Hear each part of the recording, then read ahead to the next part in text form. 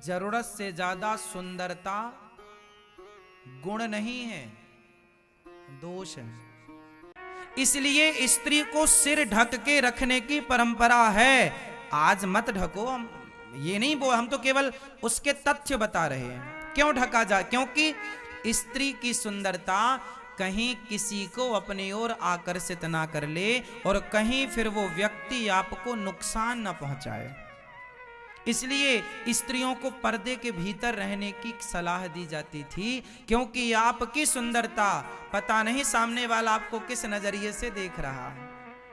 इसलिए जब बेटी पढ़ने जावे तो सादा, आपको बहुत ज्यादा मेकअप करने की पढ़नी है ना बेटा, पढ़ाई पर हम ध्यान दें कि हम अपने गेटअप पर ध्यान दें।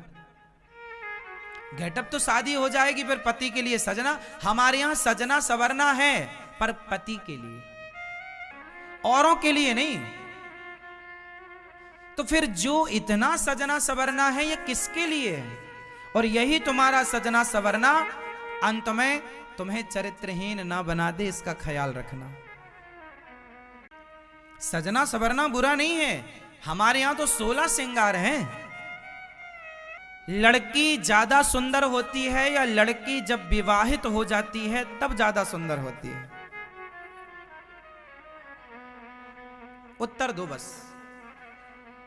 एक बाप अपनी बेटी को जब देखता है ना, और जब शादी के बाद पहली बार जब वो ससुराल से मायके आती है तो उसका पूरा हुलिया बदल जाता है।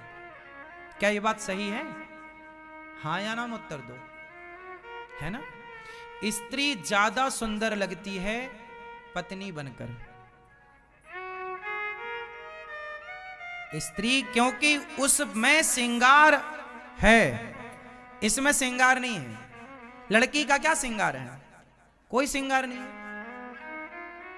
श्रृंगार तो शादी के बाद ना स्टार्ट होगा,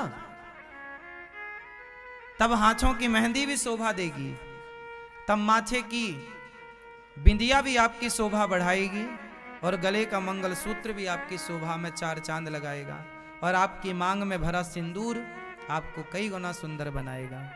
आपके पांव की पायल, आपके पांव की उंगलियों में जो आप पहनती हैं चांदी का, जो भी कहते हैं बिछिया, वो सब आपकी सुंदरता ही बढ़ाने वाली चीजें हैं।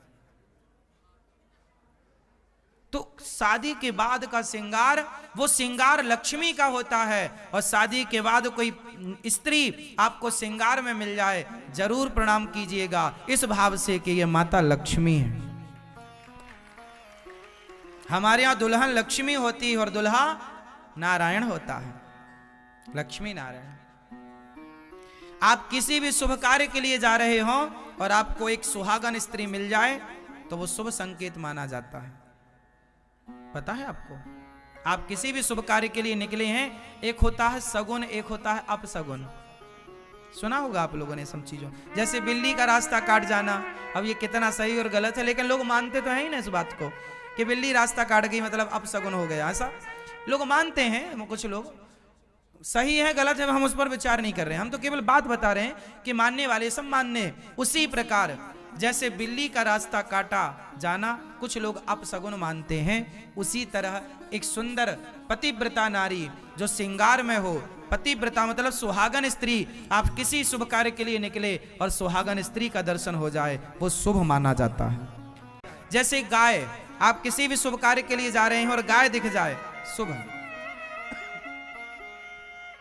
गाय का दिखना, सुहागन स्त्री का दिखना, भक्त का दिखना, संत का दिखना, ब्राह्मण का दिखना, बच्चों का दिखना, सब शुभ माने जाते हैं। तो ये नारी, आप बच्चे केवल पढ़ाई, आप सोचिए कि यदि मेरी बात से आप सहमत हो गए और केवल पढ़ाई पर फोकस किया, पढ़ाई पर ध्यान दिया और हर गलत राह से निकलकर सही राह पर आ गए, तो बताइए इससे मेरा फायदा है कि आपका?